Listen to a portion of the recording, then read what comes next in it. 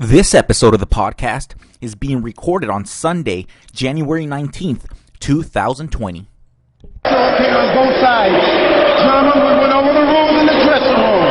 I want to caution you right now to keep this fight clean at all times, protect yourself at all times, and what I say you must obey.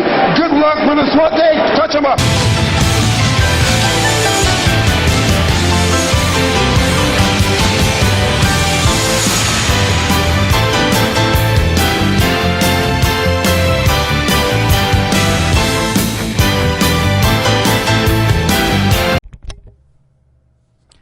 How is everybody doing today? Hello guys and gals, and welcome to Have Fun on the Indys. I'm your host Abe, and you can catch me on Twitter, Instagram, Facebook. All you have to do is use the handle @HaveFunOTI. That's @HaveFunOTI. There you'll find the links to all of our podcast hosts, from the crazy YouTube to SoundCloud to Vimeo. The list goes on and on. And ladies and gentlemen, let's get this show on the road. Today, we're going to start off with some professional wrestling. We're going to curtain jerk it with some professional wrestling. Then we're going to go straight into MMA because, my God, UFC 246 was pretty badass. And then we're going to main event it with some boxing. Pardon my voice, ladies and gentlemen. I have to keep on clearing my throat because of all the screaming I was doing at the screen yesterday for UFC 246. That and the fact that I drank a little. And by a little, I mean a lot. So let's start off with this pro wrestling stuff. And I'm going to have to take my blood pressure pills because we're going to start off with I'm Gonna Snap. Pro Wrestling Edition. And today's topic is sensitivity in professional wrestling. In 2019, we had everybody throw their arms up in the air when a referee was shot at by a professional wrestler after he messed a spot up. And that's just one example. The list goes on and on. But let's get this started. Because all this sensitivity in professional wrestling, it has to be a joke, right? It has to be a joke. And I say that because, my God, how sensitive can the pro wrestling business be these days? Let's harden up a little. Please, just a little bit. You're all in a business where people perform matches full of violence and grit. A business where some matches end up bloody and with bodies splattered everywhere. You're professional wrestlers. That used to equal tough. Back when I was wrestling, when I had a cup of coffee for a couple of days in the wrestling business, if you were a professional wrestler, it used to equal tough. Now it's pour me this, and my feelings hurt here, and my mind can't take the harshness. Just what the fuck? First, in 2019, you have a referee who gets roughed up by a wrestler during a match. He comes out and he tweets how he can't handle the emotional stress.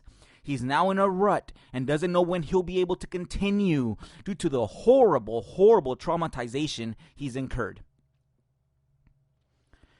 Then you have actual pro wrestlers, people that should have been toughened up and taught how to shoot. Maybe not like a pro fighter, but taught how to shoot in case they need it, complain about bullying. Bullying. Professional wrestlers who, if any of them went to any decent wrestling school and are taught to shoot, are complaining about bullying. I think everybody here knows what the fuck I'm talking about. What the hell kind of trainers are these people getting? And now you have this. This is what drew the final straw for me. Triple H makes a comment and people in the business start losing their heads. See, Triple H was doing an interview about a plethora of things, NXT, Edge, how he would like to see Paige back in the ring, how he likes a lot of these people. And then he goes on to make a joke. And it's hilarious to me. Let's see what he says here. I'm going to quote him. Here is from WrestlingInc.com, and it was written by Mark Middleton. And it says, quote, "Yeah, I would love to see them step into the ring and compete. But most importantly than that, though, I'd like to see them live long, healthy lives. You know, Edge has kids. Paige, Maybe. She probably has some she doesn't know of. And that comment, Paige, maybe. She probably has some she doesn't know of. Made the wrestling world go ablaze. What the fuck? Am I in the twilight zone of pro wrestling right now? Guess what? The pro wrestling business isn't easy. The pro wrestling business is hard. Very hard. It is not a safe space, and it's not for the mentally weak. I'll bring it up again. I wrestled for a cup of coffee. I didn't have much of a career at all. But guess what? Things were hard. I got kneed in the face multiple times during a match because a selfish prick wrestler decided to shoot on me after he didn't like something I did. You know what the fuck I did? You want to know what I did? I fucking got over it and moved on. Here, let's take it a step further. I had someone call me a wetback once. You know what I did? I got the fuck over it. I got the fuck over these things because I was a wrestler. I was representing a business of tough men and women. I had to carry myself with a little bit of fucking dignity so that the business can still look good. Can some of you people actively in the wrestling industry please grow a goddamn backbone? Jeez Louise, let's show the wrestling business a bit more of respect by carrying ourselves with some goddamn strength. It's all it takes. Grow a backbone. Work on yourself emotionally. Stop crying on Twitter. Stop throwing people under the bus. Stop hanging Triple H by a tree just because he made a joke. A joke that, quite frankly, was hilarious. You really think Triple H is going to go out there and just start talking shit about Paige? Because if you do, you're a mark. You're a stupid, stupid mark, and don't ever watch the professional wrestling business again. Back in the 90s, you think Stone Cold was crying because nobody wanted to give him a shot? No, he kept on moving on. For God's sakes, please, carry yourselves with some fucking strength. Show the wrestling business some respect. Let's go back to the times where if you were a wrestler, you were known to be tough. You weren't some hippie who had his feelings hurt over everything.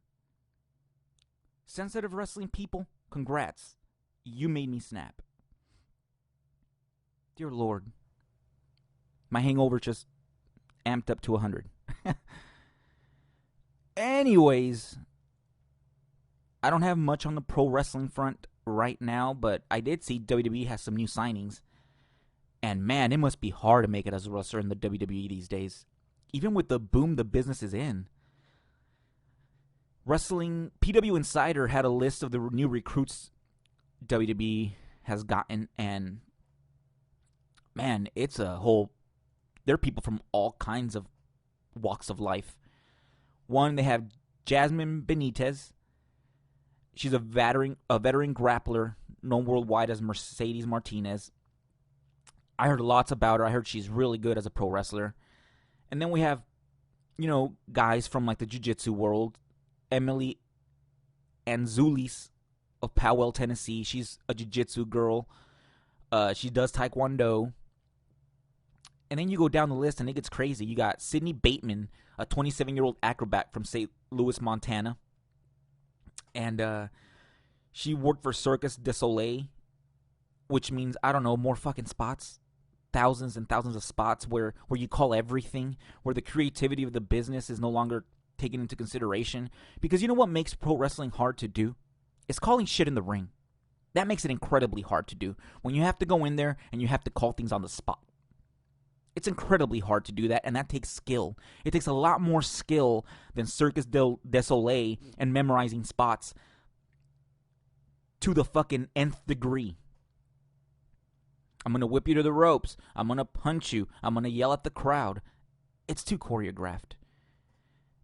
And then we move on. We have Anthony Francis, 6'5", 330 pounds. He was 5 years in the NFL. I mean, for God's sakes, that you can't blame the WWE for going after someone like that. He's probably athletic, coming from the NFL. The NFL is, quite frankly, some of the best athletes on the planet. And I don't even watch football, but it's very obvious. And quite frankly, they're always looking for big shows and Andre the Giants. And it is what it is. And then we do have somebody from the actual independent wrestling scene. Jake Atlas. And then we have another giant, Zacharian Smith, 7 foot tall and 310 pounds. He's a college basketball player for Oklahoma, I guess. It's insane. Everybody should be able to follow whatever it is the hell they want to do, but man, I'd like it if WWE gave more indie people a shot. And not just in NXT. One part of me hates it. The true wrestlers are on the indies. The indies are the guys that love this business and will break their backs for it. Therefore, you figured WWE would look more closely at these guys and not let them get old, a la AJ Styles, a la Daniel Bryan, bringing them in when they're like in their late 30s. But another part of me understands its business. Lots of world-class athletes from all over the sports world not only get a second chance at an athletic career after dedicating their lives to sports, but they have huge potential to be good at wrestling due to their athletic ability. A lot of these guys, that's all they know is sports. And while professional wrestling isn't a sport, it's a way they can apply their athleticism into something and make money.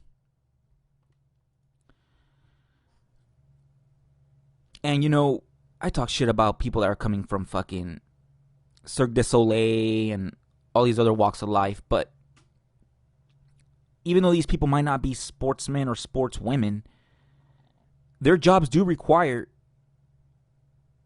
them to have some sort of pro wrestling qualities, I suppose. I mean, a lot of them have a certain look. That's why they're giants. A lot of them come from show business, so they know how to won't be scared on a microphone or in front of the camera. And the biggest thing is a lot of these people that come from these other walks of life, especially people from the show business or even the fucking circus, they have the ability to deal with a lot of pressure. And we all know WWE is all about that pressure. Whether you want it or not, it's going to get put on you. So some of these people might not be too bad. I do, however, miss the days when pro wrestling was for pro wrestlers. But times have changed, and it's either adapt or get left behind, I suppose. You know, I miss when it was a club. People say professional wrestling shouldn't be a club. Anybody should be able to get in it. Wrong. Pro wrestling is supposed to be a club. The same way the NFL is a club, the same way the UFC is a club, the same way the boxing business is a club. In order to join that club, you have to work very, very hard. And I miss those days where people had to put in their time in the ring to get matches. But it is what it is. Good times for pro wrestling. I'm not hating. Just venting, ladies and gentlemen. So now let's see here. Let's go to the dirt sheets. See what's going on in the dirt sheets. Let's see here. Ooh, here is one on ringsidenews.com, which is a website that I don't really frequent. Written by H. Jenkins. Wow, Marty Scurll signs new ROH contract. Good. Damn, now lead booker for the company. Holy crap. So Marty Scurll's ROH contract ran out at the end of November, but he still appeared on a per-show deal with the company. The length of his new contract was not confirmed, but it was noted that ROH has been locking talents into multi-year deals. Well, ROH has got to do something, right?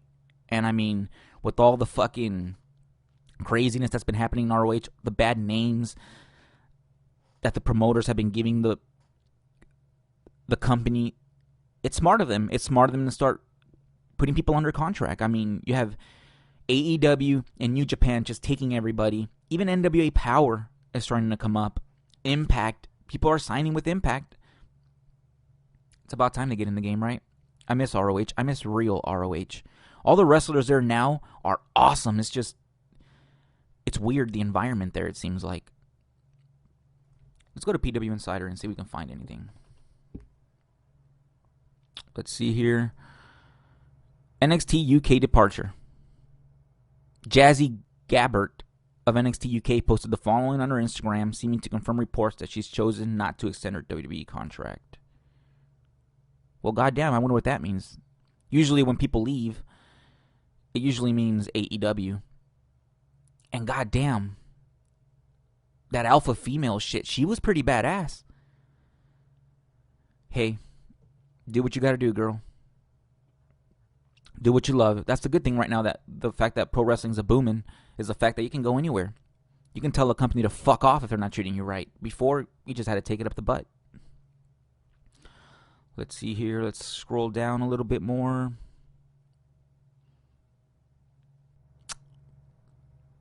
WWE testing new team this weekend. By this weekend, I'm assuming Friday or Saturday. Tony Ness and Mike Kanellis are teaming on this weekend's WWE NXT live events. Awesome. Let's go to WrestlingInc.com. Let's see here. Oh, Sheamus is back. I always love Sheamus. Real Sheamus is back. I beat the hell out of you. I look like a main event monster. Sheamus is back. That's awesome to me. Oh, look at that. The Impact results for this last show where Tessa Blanchard wrestled and won a heavyweight championship against Sami Callihan. My thoughts are going to be quick on this. I mean, I don't mind women main eventing. I don't mind women being the center of attention at pro wrestling shows because, quite frankly, they've proved they're badasses.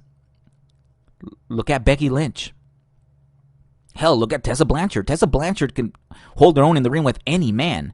My only thing is, it's weird how you had to give her a man's championship to put her over. I figured they would have tried to make the women's championship as important as the man's championship. But I understand, if she wanted to be a somebody, she had to win a man's belt. And as harsh as it is, this is the reality. The pro wrestling business is still successful mainly because of the guys. WWE had a whole show dedicated to women, a whole pay-per-view dedicated to women. Year goes by and they never do it again. Most of the big angles, most of the big everything involves the men. And it's just the way it is. I don't know. Tessa Blanchard winning the belt is weird to me. Sami Callihan, I've never been a fan of. For God's sakes, I don't know. I'm going to leave it at that. I just wish they would have elevated the women's championship instead of having a woman win a man's belt.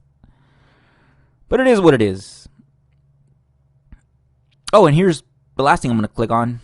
Is good old Sami Callihan on what he would say to his WWE NXT self. An article written by Ross Kelly at Wrestling Inc. Let's see here. Oh, wow, here's something new. Apparently, Terry Funk let him use the pile driver as a finisher. Damn, he's giving a lot of credit to Terry Funk. Gives a lot of credit to Fit Finlay, who he says he looked up to. God, at least he's got some good fucking taste. Let's see here. Oh, this is what he would tell himself. This is what he would tell his NXT self. Apparently, Callihan spent over 2 years in NXT as Solomon Crow, but he doesn't look back fondly on that experience. He was asked what Sami Callihan would say to Solomon Crow back then. First of all, goddamn, Sami Callihan was in fucking under the WWE program at one point.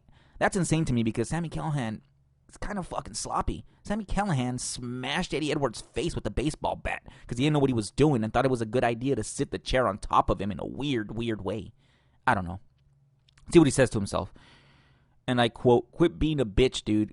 Quit and do you because you is good at the end of the day and it doesn't matter what anyone says. You don't need to walk on eggshells. You don't need to try to be someone that you're not. You need to be yourself because you're either succeed being yourself or you fail being someone else." Fucking, hey, those are some good words. Can't hate on that. Can hate on his wrestling. Can't hate on his fucking train of thought on that one. Anywho, that's it. We're leaving the pro wrestling world. We're going straight into MMA because UFC 246 was this weekend. And my God, it was a good show. Conor McGregor comes back.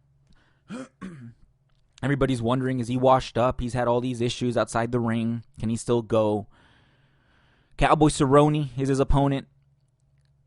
Even though he was coming off of 2 losses, but as I've said before, doesn't matter if he's coming off of 6 losses. It all depends if he shows up or not. It was a great card. UFC 246, McGregor versus Cowboy, live from Paradise, Nevada at the T-Mobile Arena. First match that caught my attention on the main card, Anthony Pettis versus Carlos Diego Ferreira. at 155 pounds. Anthony Pettis, man, he's been all over the place. He's still a draw. The UFC still seems to love him. And I don't blame them. He has the look. He's a good fighter. But he's had it rough. You know, he's coming off a loss to Nate Diaz, which quite frankly didn't even feel like a loss. That fight was so good. He almost came out a winner in that. Just by the simple fact that the fight was awesome. Before that, he KO'd a fucking very, very game Stephen Thompson. You could just ask Wonderboy, you could just ask Woodley about how game Stephen Thompson is. That was fucking incredible. So he goes in there against Carlos Diego Ferreira. Ferreira goes for the grappling from the start, round 1. That's his bread and butter. Well, it's not really his bread and butter, but straight to the ground. We all know Anthony has trouble on the floor sometimes. Round 2, Pettis starts going for his taekwondo kicks, which is exactly what Ferreira wants. It goes straight to the ground early on. Early on in the second round, it goes back to the ground. And apparently this time the ground for Ferreira means a tap. And Anthony does tap. Ferreira seems to have hurt his leg after the submission win, which was very weird. He was limping around. Winner by choke in the second round, Carlos Diego Ferreira. And then we move on to another fight. Alexei Olenek versus Maurice Green. Maurice Green, as we all know, came off The Ultimate Fighter. He kind of made his name on The Ultimate Fighter for being he would drink a lot and crazy shit would ensue, which is what I'm sure UFC liked because that's reality TV for you, right? But he's coming off a loss to Sergey Pavlovich with punches, TKO punches. But before that, he wasn't doing too fucking shabby. He beat Michael Batista at the Ultimate Fighter finale in 2018. In 2019, he had 2 fights early on in the year against Jeff Hughes and Junior Albini. Beat Jeff Hughes by split decision. Beat Junior Albini by TKO. And then he had that loss to Pavlovich. And he's going into this Olenek fight ready to go, it seems like. The only problem is Olenek, while his ass is in his 40s, is still tapping people and is still controlling people on the floor. He's coming off 2 consecutive losses to Walt Harris and Alistair Overeem, 2 losses by TKO/KO. Before that, he got Mark Hunt in a rear naked choke. Before that, he had got Travis Brown in a neck crank. And the shit that's made him famous that everybody wants to see is that Ezekiel choke. That Ezekiel choke where he literally let someone mount him. He let someone mount him in the most dangerous positions and taps him.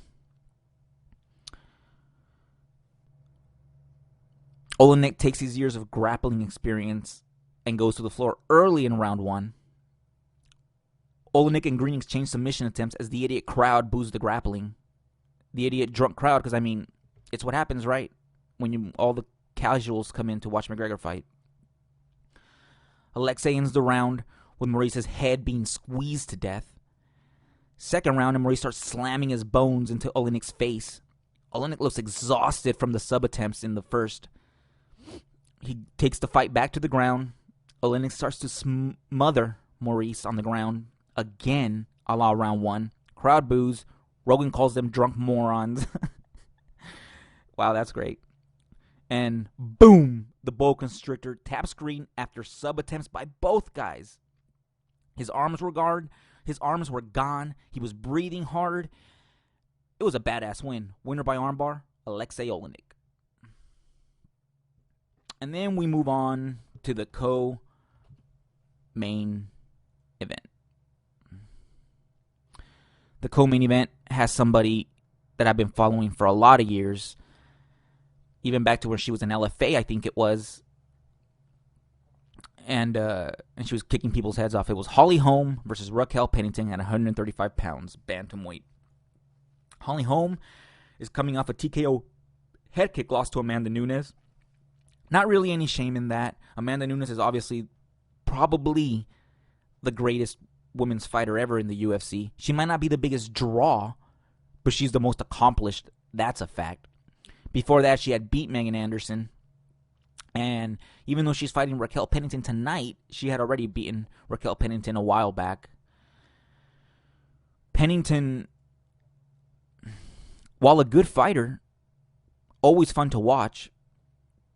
Let's see, in 2019, she was coming off a win off of Irene Aldana, split decision. Before that, she lost to Germaine de Randamie and Amanda Nunes. Once again, Amanda Nunes just flooring everybody. And de Randamie kind of stepping it up, quite frankly. Let's take a look at Randamie's record. I don't know what the fuck's going on there. She lost to Amanda Nunes, which we know this in December. But before that, god damn, she went on a fucking roll. Larissa Pacheco, Anna Elmos, Holly Holm, Raquel Pennington, and Aspen Ladd. Fucking 5-fight win streak. Anywho. Holly Holm, as I said, one of my favorite fighters of all time. The epitome of never give up. It was an interesting-ass fight. Pennington lost the fight against her the first time. Holly comes out looking so amped up. I don't know if that's good or not. Maybe too anxious. Maybe it's just good energy. No idea. First round is pretty technical. Most of the fight goes up against the cage. Second round goes to the fence and up against the cage again. Holly winning the clinch exchanges there constantly. At one point, Pennington's the one starting to clinch, which was weird because that's where she was losing the whole fight. Round 3 saw a lot more strikes being thrown. The fight was very, very technical. Winner by unanimous decision, Holly Holm. Post-fight press conference, Dana White obviously pissed. He wanted the fight to be more exciting. Blames the referee, blah, blah, blah. I'm happy Holly got the win. She seems like a really, really good person. And then we go on to the main event. Donald Cowboy Cerrone versus Conor McGregor at 170 pounds. And it's the fight everyone paid to see. Does Conor still have it? Can Cowboy win the big one? Arena is full. Lights are bright. Let's get it on. First round starts hot. Conor sprints across the octagon and engages fast. Literally sprints across the fucking octagon and tries to punch Cerrone's head off. And then a couple seconds later, it's over. I mean, Conor McGregor starts striking with his freaking shoulders. Everybody's calling them fucking shoulder bumps. I don't know. They look like those fucking shoulders were insane. They destroy Cowboy's nose. Soon after that, it's done. Fat lady sings. Cowboy's on the ground taking punch after punch after punch. Winner by KO, Conor McGregor. It was a big event. Place was sold out. Dana White, post-fight press conference, is something along the lines of, it was an $11.7 or $11.1 million gate, biggest gate in UFC history. He says they killed it on the streaming service. I wonder what those numbers are going to look like. My only thought coming off of this main event is you go on the internet and everybody's calling dive. Everybody's calling dive. From moron Stephen A. Smith to all the idiots on websites to professionals. Fucking professionals. Felice Herrig, for God's sakes, said that it could have been a dive. Really? People really think that low of Cowboy Cerrone that he would take money and take a fucking dive for Conor McGregor? Get the fuck out of here. That is the most pathetic thing I've ever heard. Yeah, fucking Cowboy's gonna get his nose fucking smashed, have to go to the ER, get punched countless times in the face on the floor, in front of his wife, in front of his kids, all for a dive. Nothing ever in the whole history of Donald Cerrone's career has there been any indication of him taking a dive. People who talk like that are idiots. People who talk like that believe in flat earth. Hey, the earth isn't flat, and Cowboy Cerrone didn't take a fucking dive. You morons. Soon after, at the post-fight interview in Cage, Conor McGregor reverts to his old self a little bit. It got kind of exciting. Starts talking about Masvidal. Starts talking about Kamaru Usman. Kamaru Usman apparently does not give a fuck. Starts yawning. Oh, it's interesting times for MMA. It's interesting times for fucking the UFC, and it's going to be wonderful. 2020 is going to be awesome for the UFC. Can you imagine Conor McGregor and Jorge Masvidal fighting? Can you imagine the build-up to that? Because Jorge Masvidal can talk shit just as good as Conor McGregor, except his feels real. Just ask Leon Edwards. Just ask Leon Edwards. the kind of shit talk that Jorge Masvidal does. Because the last time I seen him talk shit, he was punching him in the face in the backstage area, bare knuckle. Hell, Kamaru Usman and McGregor. The build-up to that can be just as good as Usman's fight with Covington. Can be just as fucking good. But at the post-fight press conference, Dana White says those fights probably are not going to happen. And it's going to be Khabib Nurmagomedov who they want him to fight. If Khabib can get by Tony Ferguson here in a few months, I think that's a horrible mistake. I think Conor McGregor has a better chance at beating Masvidal than going straight after Khabib. I think Usman and Khabib are horrible, horrible fights for McGregor. Awesome fights. It's great that he's going to challenge himself, but I'd pump the brakes a little bit just for now. Let him fight Masvidal first. That's a stand-up fighter. Masvidal loves to stand, and Conor McGregor's elite at the stand-up. Usman, I feel, is too big and too strong. I feel Usman is just a whole different fucking level when it comes to the grappling, when it comes to the whole MMA game as a whole than McGregor is. Either way, it should all be fun. Let's take a look at the dirt sheets. Let's see here. MMA dirt sheets. Let's go to... What do we got here? Oh my God. Here's something from the underground. Guess who's fighting apparently? Pat Miletich. Remember Miletich Fighting Systems? Back in the fucking early 2000s? Holy crap. This from Kirk over at the Underground. The Underground Mayor. Holy shit. Let's see what this says. So, Pat Miletich is going to fight Michael Nunn, who at one point was considered the best pound-for-pound boxer in the world until he got into some legal issues. Miletich is 51, Nunn is 56. And they're going to have a kickboxing fight. So Miletich can't take it to the ground. And Nunn has, a chance. Let's see what Miletich says about all this. Let's see here. And I quote from Pat Miletich. Michael Nunn fighting me in a mixed martial arts match last about a minute. If that, said Miletich. If I fought him in a boxing match, it wouldn't be a fair fight. But the fact that I'm allowed to kick, that makes things totally, totally different. Now there's a question mark. It's a boxer against a kickboxer, said Nunn. There's not going to be no wrestling crap. Yeah, those boxers sure do hate the floor, huh? Who can blame them, right? Let's see. All right, well, here's the last quotes from Pat Miletich. God damn. As soon as Michael starts opening up with his hands, I'm going to open up with my legs, he said. You can't move when your legs are destroyed by a 180 mile per hour shin bone smashing into your quads. Holy fuck. I'll watch just because Pat Miletich is one bad, bad man. Let's see here. Oh, here's something that fucking I wish I could have got. Las Vegas had those specialty cans. Those Donald Cerrone fucking Budweiser cans. My God, I want one of those. My drunkenness is showing, but dear Lord, that would be awesome to have one of those as a souvenir. Someone send me one, please. Let's keep going here on MMA fighting. Oh, wow. Here's a report, MMA fighting, by Damon Martin. Viacom CBS restructures. Bellator MMA now reports to Showtime Sports Press. Steven Espinoza? Holy fuck. Steven Espinoza showing interest in MMA, huh? I mean, Strikeforce was on Showtime for quite a while. Let's read what some of this stuff says. The MMA promotion, which currently airs on the Paramount Network, will now be overseen by Showtime Sports President Steven Espinoza as part of a leadership restructuring happening at the company. Man. All because of that merger between Viacom and CBS. Let's see here. Scott Coker will remain president of Bellator, but he will now report directly to Espinoza, who also oversees boxing at Showtime. Yeah, he sure fucking does.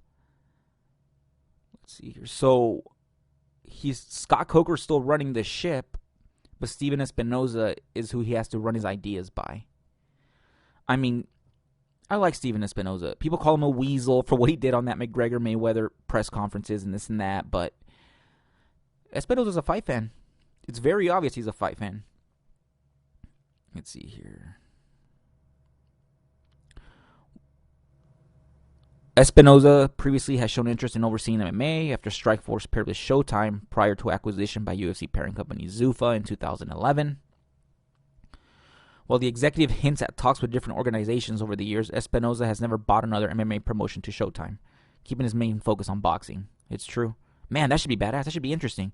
And I think Bellator needs something like this. They need another mind that's been around fights for a lot of years. Because I hate to say this. I hate to say it because I'm a huge Bellator fan. I'm a huge fan of what they've been doing lately, the tournaments. I'm a huge fan of them going overseas and putting on all these awesome shows with Ryzen. However, I don't think Bellator MMA is the number 2 company in the world anymore. It used to be UFC and then Bellator. That's not the case anymore. I'm pretty sure it's ONE FC now. ONE FC with their insane fights. Edward Folliang, Eddie Alvarez, pound for pound best Demetrius Johnson, Fairtex, Semtex. Holy fuck. They have a whole slew of fighters. That and the fact that they have a fucking kickboxing program where they have kickboxing fights during their big MMA shows. The fact that they have a Muay Thai program.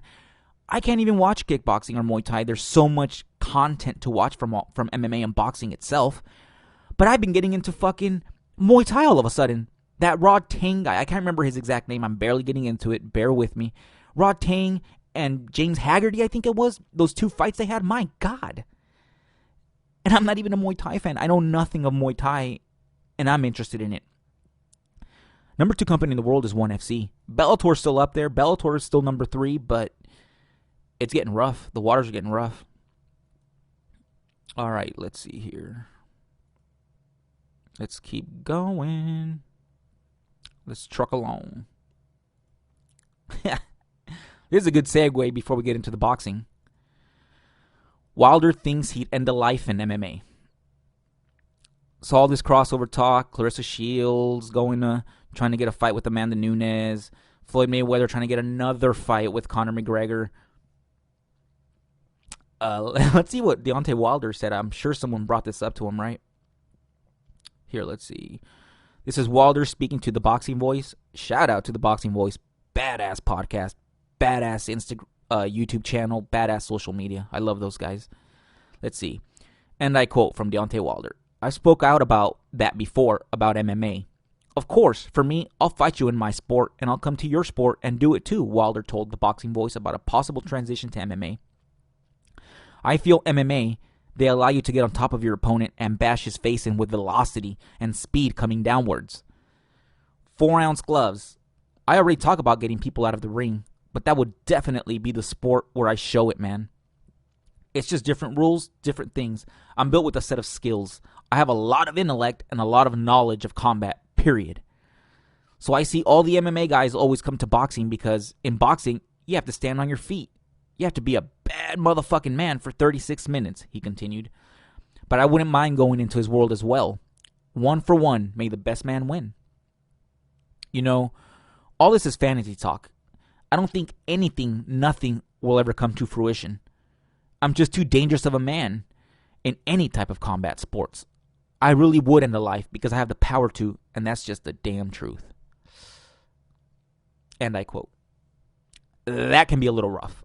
I mean, Deontay Wilder in MMA would be fucking scary if he learned how to stop the takedown, I suppose. Because you look at these comments on the Underground, which you can't really take seriously. It's the Underground, for God's sakes.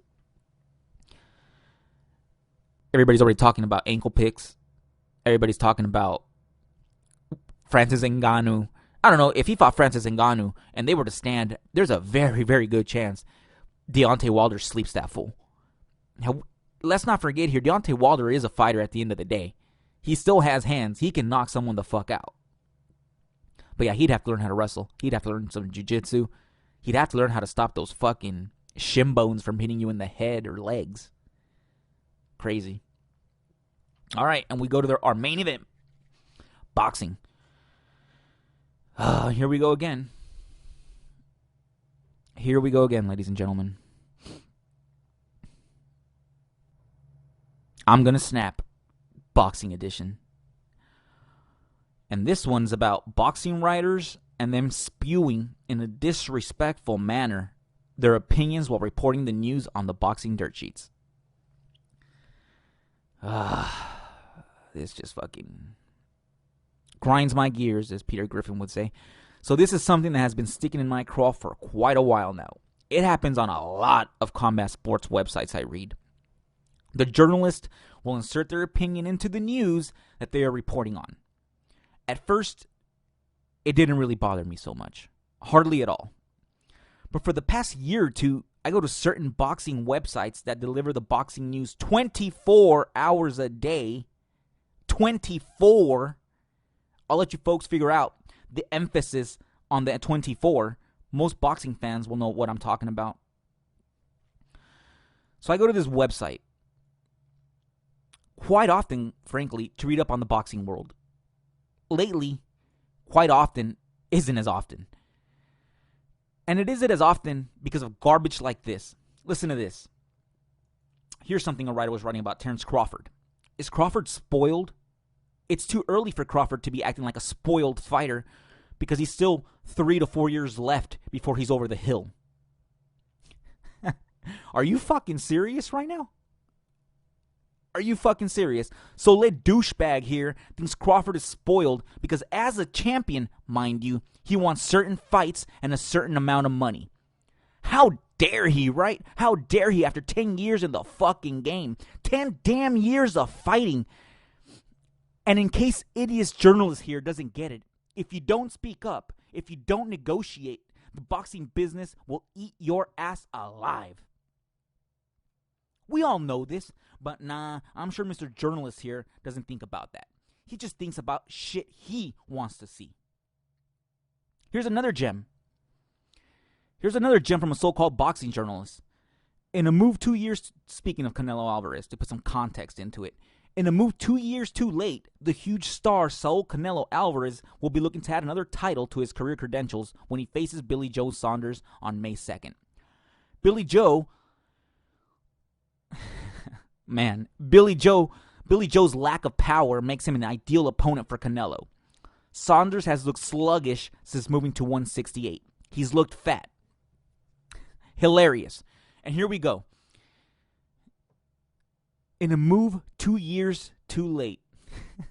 I mean, this has got to be fucking stand-up comedy, right? Hey, moron. So he should have never faced Triple G? He should have never made all that money and put on those entertaining-ass series of fights because of Billy Joe Saunders?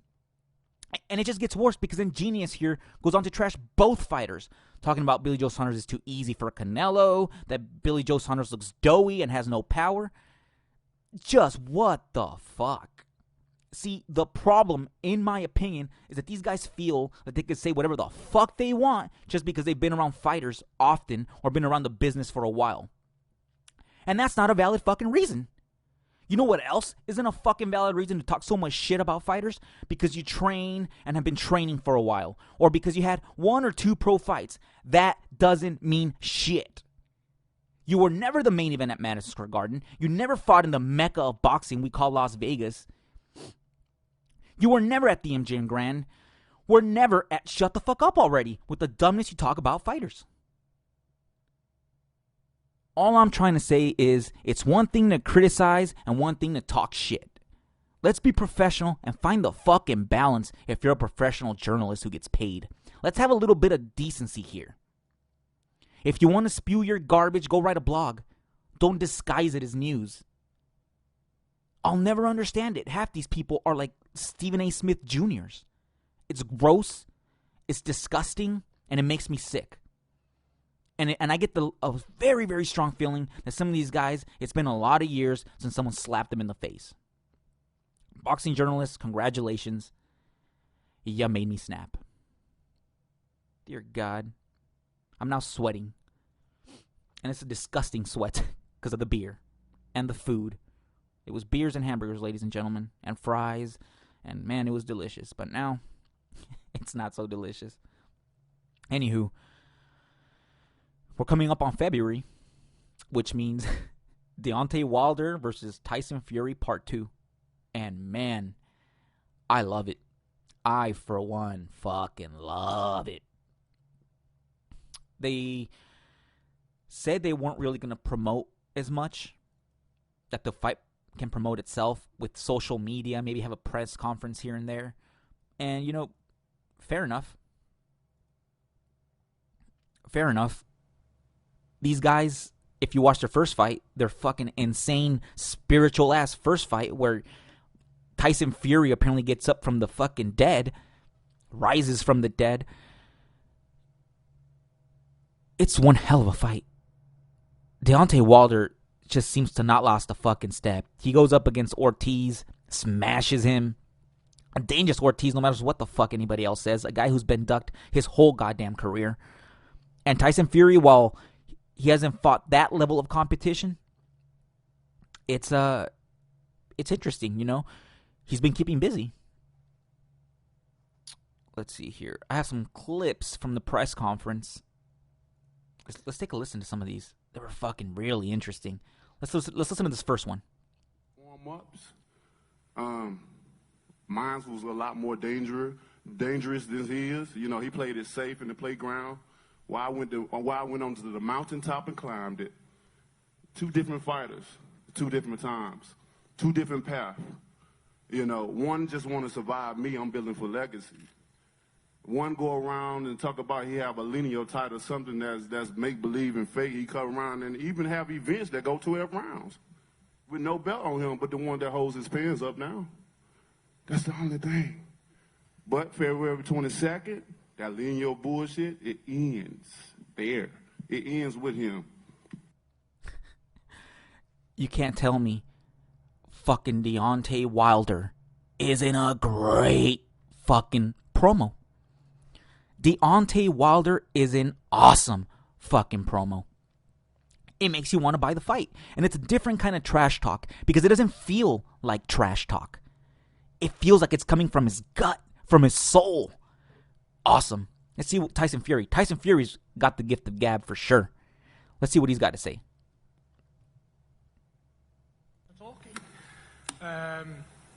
What am I going to do in the fight? I'm going to win. That's what I do. Deontay Wilder can make all the excuses he wants to make up in his own brain. His team, everybody can tell him, you won that fight, baby, you won that fight. But listen, as a fighting man, you know when you win and lose fights. Simple as. He lost the fight fair and square. He will lose the fight again fair and square. They had to rob a man who was out the ring for 3 years, ballooned up 147 pounds, and they still couldn't beat him. They had to give him a bad decision in LA, to get a victory for the so-called top bloke, top champion. Oh, fucking oh. I came off years of fucking not boxing, being fat, and they still had to give him a decision win because he couldn't hack it. It's pretty much what fucking Tyson Fury is saying. And it was a controversial, ending. Tyson Fury got knocked down twice in that fight, but boy, did he dominate the rounds on points. I mean, let's all be real here. It should be a great fight, though. Last clips here. Last clips.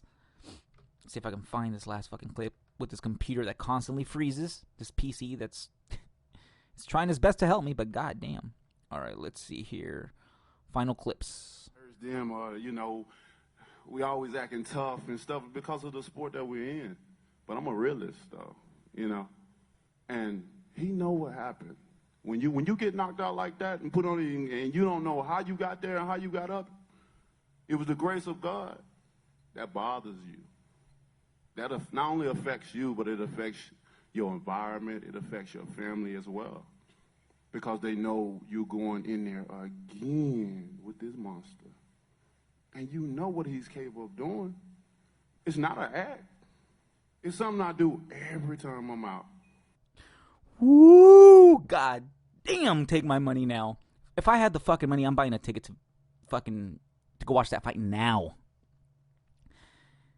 Dear Lord, Deontay Wilder goes deep, straight up talking about his brain still remembers the knockdown. His family still remembers the knockdown. Deep. Great fight. It's going to be awesome. I'm going to be there with all the beer and food I can handle. There's not much that needs to be said more after listening to those clips. It hypes itself. Let's go straight to the dirt sheets. Let's see here. Let's go to... see what's going on here. Oh, wow. Here's some Tyson Fury. Tyson Fury, I've got 3 fights left. Wilder, Joshua, and White. This is on BoxingNews24.com. And it's written by Scott Guilfoyle. Ugh, puke. Damn, he says he's only got 3 more fights left, huh? Who does he want to fight for his last fights? Wilder, Joshua, and Dillian White. Wow. Wilder, that's an obvious. It'd be not if he did get the win. It'd be nice if they had a trilogy, but apparently it might not happen. Anthony Joshua, that's a given. That's a fucking given. These guys have been wanting to fight forever. All these heavyweights have been wanting to fight forever. And then we have the lone dog, Dillian White. Thank God somebody's giving him a chance, because is he the new fucking King Kong Ortiz where nobody wants to fight him? That's what it seems like to me. People like to talk shit. Oh, he had a hard time taking care of Derek Chisora, Joseph Parker, blah, blah, blah. Dillian White's the fucking man. Dillian White is crazy, and there's a reason why a lot of people have been fucking dodging him. You got to give Anthony Joshua all the credit in the world. That Anthony Joshua-Dillian White fight was insane. What was it, first or second round? Fucking everybody runs in the ring. It was a brawl. It was awesome. Dillian White deserves a shot, and to hear somebody like Tyson Fury say that he'll give him the shot just because he's the mandatory is badass. That's what Deontay Wilder does. Deontay Wilder fights whomever, whenever. And that's what Tyson Fury does. He fights whomever, whenever. It's just Joshua, as a badass as he is, Anthony Joshua always comes out looking like he's dodging people. I know he's not. He's the freaking world champion. He's fought in arenas the world over. He's fought in front of tens of thousands of people. It's just, you have Eddie Hearn there. And as much as people hate Eddie Hearn, quite frankly, in my opinion, he has surpassed Bob Arum. He has surpassed Oscar De La Hoya. He has surpassed Lou DiBella. Eddie Hearn right now, sorry, but he's also surpassed Frank Warren. Eddie Hearn right now is probably the best boxing promoter on the planet. And that's just the way it goes. Let's see what else we got here. Let's see here. Oh, here's another one. BoxingNews24.com by Aragon Garcia. Floyd Mayweather given BWAA Fighter of the Decade Award. So the Boxing Writers of America gave Floyd Mayweather Jr. Fighter of the Decade. I mean, it seems like the right choice. It seems like the right fucking choice. Mayweather, if you want to go back 10 years, I don't see how you don't give the man Fighter of the Decade. You know what? There's only one other person that can probably compete with that, and that's Canelo. That's the only thing I can think of is fucking Canelo. As a matter of fact, let's look at their freaking records from starting in 2010 till now. All right, let's see here. So Mayweather's first fight of this past decade was May 1st, 2010 against Shane Mosley. Then he fought Victor Ortiz in 2011, Miguel Cotto in 2012, Robert Guerrero in 2013, Canelo in 2013, Maidana twice in 2014. That was a dangerous, dangerous fight. Manny Pacquiao in 2015, Andre Berto in 2015, and then Conor McGregor in 2017. That's a pretty fucking stacked resume. You can't say it's not, and he won every single one of them. I mean, holy crap. I mean, and quite frankly, every one of those fights sold out. Now let's take a look at Canelo. Ooh. I'm a huge Money Mayweather fan, but Canelo might actually deserve this more. Oh my God. Well, let's see here. Canelo started in March 2010, if you want to go back this past decade. He got Brian Camechis in March. Then he beat Jose Cotto. Then he beat Luciano Coelho. Then he beat Carlos Baldemir. Then he beat Lovemore Indu. Then he beat Matthew Hatton, Brian Rhodes, Alfonso Gomez.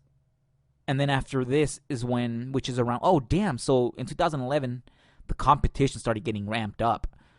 He beat Kermit Cintrone. He beat Shane Mosley, Josecito Lopez, Austin Trout, lost to Floyd Mayweather, Alfredo Angelo, Erizlandi Lara, James Kirkland, Amir Khan, Miguel Cotto, Liam Smith, Julio Cesar Chavez Jr., Triple G twice, Rocky Fielding, Daniel Jacobs, Sergey Kovalev, after moving up a weight class. Fuck. That's rough. I mean, I guess the only reason why you would give it to Mayweather is because Mayweather beat Canelo. But if you're looking at the fucking resume of this last decade, it's gotta be Canelo, right? Sergey Kovalev, dangerous as fuck. Daniel Jacobs, dangerous as fuck. Triple G, doesn't even need to be said. Even Liam Smith. I don't know. It makes for good fucking water cooler talk. That's for sure. I'd give it to Mayweather, though. He's been relevant for so long. He can fight tomorrow, and he'll sell around 10,000 tickets. So let's keep going on these dirt sheets. Oh, Floyd Mayweather reacts to Conor McGregor win. Of course he does, because he's been angling for another fight with him. Damn, put up a poster on Instagram, Mayweather, McGregor 2020. I'd pay to see it again. I don't know why people don't like these crossover fights. These crossover fights are insanely badass. I don't know why people bitch. I wish these would be done more often. Maybe not always. Maybe not when they get in the way of weight classes and championships. But every so often, a one-off like that, get out of here. Awesome. Let's go to boxing scene now. This will be the last one. Man, there isn't really much to talk about. Everybody's talking about Floyd Mayweather teasing the rematch with McGregor. Well, it is what it is. I'm not going to get into the Julian Williams fight or anything like that because I haven't watched it, which is what I'm about to do right now as I rehydrate, get some food in me to settle myself.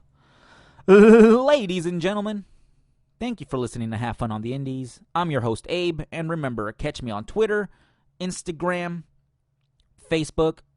I'm back on Facebook after being banned for 3 months. All you have to do is use the handle @HaveFunOTI. That's @HaveFunOTI. There you'll find all the hosts to our podcasts, from YouTube to Vimeo to SoundCloud. Ladies and gentlemen, have a great week. I'll see you next week. I love you all. Mwah.